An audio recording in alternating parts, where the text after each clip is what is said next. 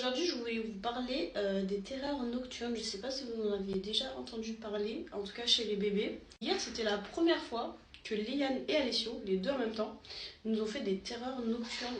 J'avais déjà entendu parler, mais je m'étais jamais renseignée sur le sujet. Et figurez-vous que j'aurais dû. Ça m'a fait extrêmement peur. Parce qu'en fait, pour ceux qui ne savent pas, qu'est-ce que c'est qu'une terreur nocturne?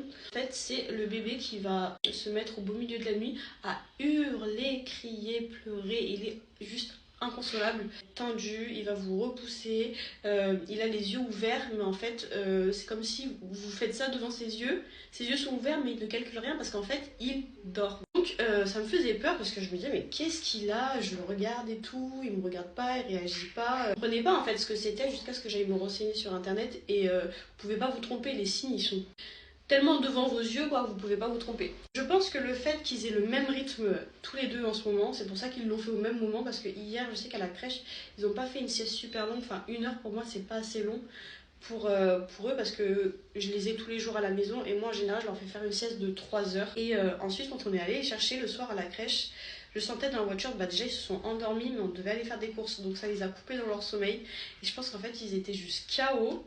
Et ils n'avaient pas la crèche, ils voyaient moins de monde, il y avait moins de bruit, machin.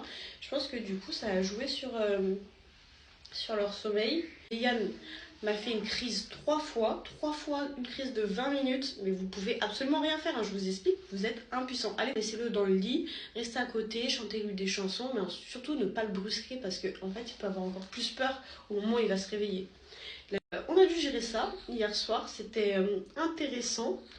Effrayant, c'est pas grave une terreur nocturne, genre il n'y a pas de quoi vous alarmer ou quoi que ce soit. Après il faut rester vigilant que ce soit pas non plus toutes les nuits, sinon il faut aller en parler à un pédiatre pour savoir comment l'aider dans son sommeil quoi. Ça fait peur mais c'est gérable. Je sais que ça arrive beaucoup vers les enfants à partir de 17 mois 17 ou 18 mois, je sais plus. Bah là ils sont en plein dans la période donc ça m'étonne pas trop du coup.